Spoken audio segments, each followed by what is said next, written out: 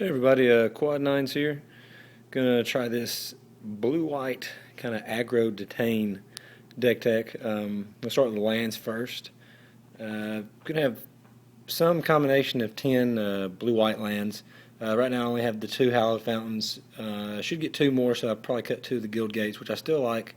They're pretty useful. This deck kind of durdles for a turn or two. It has some early plays, but mostly, playing a guild gate tapped or a fountain tap for that matter on turn one isn't that big a deal. So I've got 10 of the dual lands, 4 plains, 6 islands, an evolving wilds, ghost quarter, and a moorland haunt. As kind of part of the mana base, I do have a gilded lotus. More on that later. It should be beneficial late game. Starting off over here. I got one cloud shift because a lot of my creatures will be able to take pretty big advantage of that card. Ethereal Armor is a card I'm trying out as a one of. It may even go up. It's just a really cheap spell. It's just 1 mana investment, and it's +1/+1 for each enchantment you control, and it gives the creature first strike, which, I think the least power guy I have is 2, so it's at least a 3/3 first striker. And that's if I don't have another enchantment out, which I've got plenty of enchantments in this deck. This Thought Scour will actually be probably an Azorius charm. For some reason, I only have one, so I'm looking to get more of those. But it will probably be 2, maybe 3 Azorius charms. I'll probably cut something else. But right now, I'm 1-1 in it just because on necessity. Same thing with this Bluster Squall, which I do like the card. It's instant speed, sleep for 4, or just tap one guy for 1. I would like to replace this with Cyclonic Rift, which is just a more powerful effect, bouncing it to their hand. I know the overload is much more. I think it's 7, but I'm gonna try both of them out. But this is one I have right now. It's uncommon, obviously. The Cyclonic Rift is something I'm looking to pick up for sure. Also, Rootborn Defenses, making all my guys indestructible and then populating if I have any tokens out. Seems good. Makes combat bad for them, and could be a pretty big bonus with the populate once you say the creatures I'm running. So there's Azorius charm. Cackling Counterpart card has been kind of a pet card for me for a while. I ran it in Innistrad block with the Drogskull Captain. When they go to remove him, I just copy him, which with there's 2 of them, they give each other hexproof. So it's not bad. It's instant speed. Does have flashback. Just 3 mana. So leaving 3 mana up in this deck happens all the time, and it does make a token of a creature you own. So populating, I don't know, say a Restoration Angel, seems pretty good. Speaking of enchantments earlier, with the Ethereal Armor, these count. Oblivion Ring, Detention Spear, they count as enchantments. It doesn't say creature enchantments, it just says enchantments you own or control.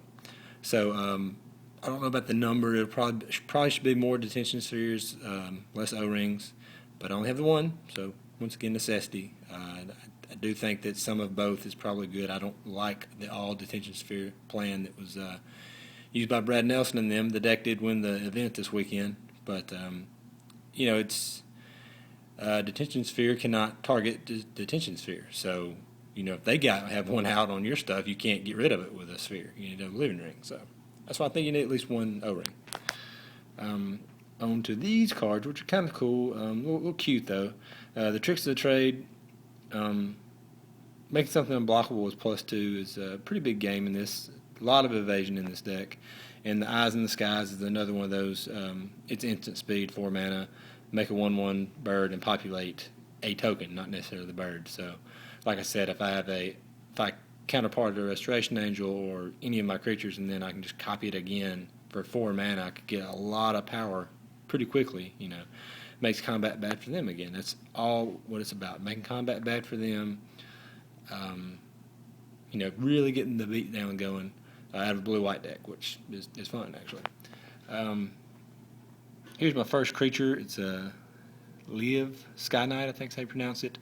The 3 mana, 3/1 flyer with Detain, a non-land permanent, not just a creature. So, if they've got, I don't know, they could have a rune key rune, whatever it is. You can keep that tapped, or make it where it's not really tapped, but make it where they can't activate it. So that might go up a little bit later. I'm just going to try the one out for right now. This is, of course, what I'm pretty much building the deck around. Geist of St. Traff, one of my favorite creatures. in Standard or Modern or whatever. So all the enchantments you saw go on him quite well. The Tricks of the Trade really is meant for him. I guess I could put it on somebody else, but him being hexproof really ups it because they can't two for one you very easily. The Ethereal Armor is another one that, if he's a 3/3 first striker, 4/4 first striker, they can't really deal with him that well. I know Spectral Flight is the old fallback for him, and I probably should have some in here. I definitely have some, be swapping stuff in and out, but I want to try the new stuff first. I've done the Spectral Flight thing before. It's a beating, but I don't know. I just thought I'd try some of this other stuff first. Another guy that goes really well with him is Azorius Justicar. Play Geist on turn 3. This guy on turn 4, you make it where 2 of the guys can't attack or block you. Swing in with the Geist, and crash for probably at least 6 damage. Another card that will help out with that is Martial Law. I know it's really good limited. I think it's good enough for Standard. So you get to pick detain a creature at the beginning of your upkeep every turn, and it keeps them from attacking too. So like I said, it just makes it where you're picking their best guy can't do what they want him to do. And just in case, I don't know, my board gets messed up and they've got a lot of guys, I've always got Supreme Verdict to fall back on. Only one I have right now. I got the 4 Resto Angels. Obviously has really good synergies with the Justicar. So you can, blink him, detain 2 more guys, or blink Saint Traff during combat when they declare blocks. Just blink so you get that angel getting in there, but he doesn't die. Righteous Authority is the most expensive enchantment I've gotten here. It's kind of pushing it. It's 5 mana, but you get +1/+1 for each card in your hand, which, blue-white deck, I'm probably not emptying my hand out very often. I'm drawing cards off Azorius Charm and, Thought Scour maybe, different things. And this also gives you an extra card each draw step you draw an additional card. So, if this stays on a guy, like on Geist, it's hexproof, for 2 or 3 turns, you just got full grip. And he's a 5/5 or 6/6. This is another card that may be pushing it alongside Righteous Authority, but that's kind of what the Gilded Lotus is in here for. The Angel of Serenity. Pretty much if you play this and it sticks for even a turn, you should win, just because you're probably taking out 2 of their guys on the board. Probably bring something from your graveyard back. In case they kill it, you've got to play. So I really like the card. I know it's 7 mana, but Hellish Norn, I played it in a lot of decks and got to cast it many times, and that was without Gilded Lotus back before it got reprinted. So one of the last spells is Terminus. It's just a 2 of. The miracle cost early is very huge, because you saw my cheapest creature is only 3 mana. So, say they just empty their hand turn 1 and 2, and if I pop this on turn 3, I will gladly pay 1 and put all their guys on the bottom and just take a turn off from playing my creatures, because if I can wipe their board, then they may have nothing left. They may be out of gas pretty much. A lot of the real aggressive decks, like I said, they just go 1 drop turn 1, turn 2, 1 drop, 1 drop, swing, with the other guys. So it's definitely a good card. I really like it. It's much more powerful, I think, than Supreme Verdict against zombies, because you have the Undying, and you have, if Gravecrawler goes to the graveyard, he's not there for long. So Terminus is much better against decks like that. Of course, Thragtusk, it really doesn't matter. He leaves field, leaves the field. He'll leave a token behind, but what can you do? Thragtusk is a real tough card to deal with. And the last 3 cards are the Jace, the new Jace.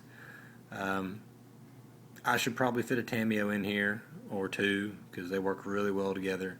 But I know I want to play with Jace because, I don't know, just shrinking their attacking team every turn, or just getting the card advantage from his -2 if you have blockers set up.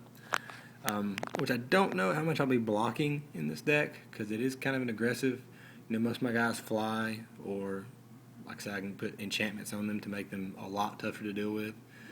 But I just really think he's going to provide the card advantage I need, or give me a long enough window to get ahead and pull ahead. Because they're going to be attacking him. They're not just going to ignore him. And even if they don't attack him, they shrink by -1, -0. So really cuts down their offensive. Right now for this deck, the cards I am looking for, do need 2 more Hallowed Fountains. I've got an Overgrown Tomb and some other good stuff from Return to Ravnica to trade for it if you're interested. Hopefully I'll get a binder up maybe tomorrow. We're still working on that. The Cyclonic Rifts, I need those as well. A Detention Sphere, I wouldn't mind one more of those. The other stuff's kind of, uncommon and common, so I'll probably just pick those up from packs. But right now, this is kind of what I'm going to try. I don't know if I'm going to get to play at the standard event here in town anytime soon, but hopefully I'll at least get to test with some of my friends.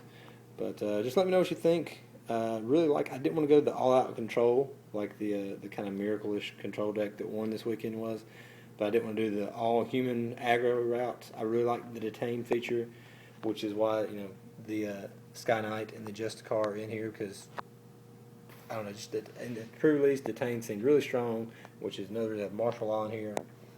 Like I said, a lot of these cards may be limited cards, but I like them. I'm going to try them out and see what works. But if you have any suggestions or comments, just let me know. If you have any of the cards I'm looking for, please let me know. We'll work something out in trade. So anyway, appreciate it, guys. Thanks for watching, and I hope you enjoyed it.